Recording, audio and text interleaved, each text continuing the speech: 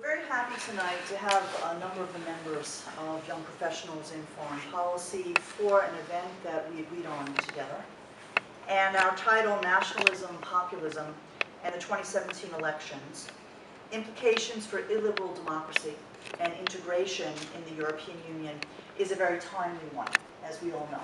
With the elections that we have had, you can think back to the Austrian elections, the more recent Dutch elections, of course the ever-present French elections, and then looking ahead also with Prime Minister May's calling of elections in Britain. We've invited Germany, and of course Germany, cannot leave out Germany. We've invited a number of speakers this evening who can speak to these themes, and we thought to start with Professor Andras Pap, who is a research professor at the Hungarian Academy of Sciences and an adjunct professor at the Central European University, which is also quite in the news these days. So Andras has written extensively and gave a wonderful presentation for us in Budapest on the topic of illiberal democracy. So we've invited him to speak to that topic, particularly for Hungary, but also to reflect a bit on the implications for Europe as a whole in this particularly, shall we say, challenging period. So Andras, thank you so much. Welcome. We look forward to your comments. Let me have an introduction of, what I see is the peculiarity of these new populisms that are around here. Okay, what is populism? Populism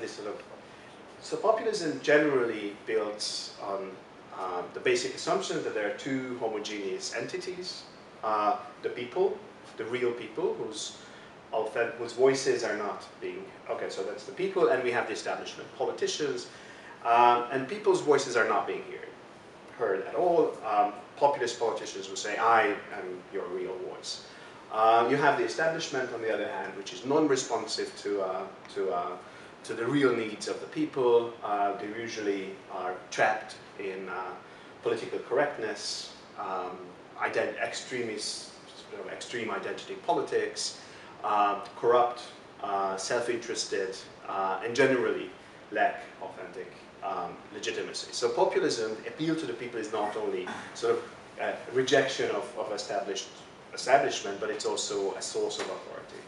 Now what's really interesting, there are two features that are interesting, I think, in this sort of the past few years of how this populism, which I would call new populism, came out. One of them is that it's extremely open and it's very flexible. So we see various variations from the US, a somewhat different model in Western or Northwestern Europe, Central East Europe.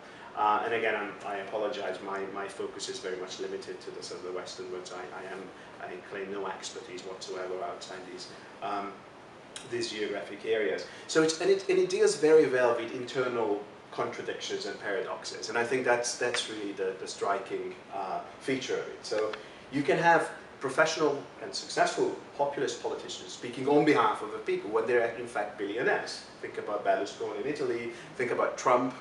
I am your voice, you're coming from a billionaire. You can have professional politicians who have never had another job except for being members of parliament and members of government and all that. Like Viktor Orban has never actually held. I mean, he was one of the young dissidents who played a crucial part in dismantling the communist regime in 1989. He never had another job except for being a politician. And I think what's really stunning is why this works, how this works. And I think this is what we need to be looking at.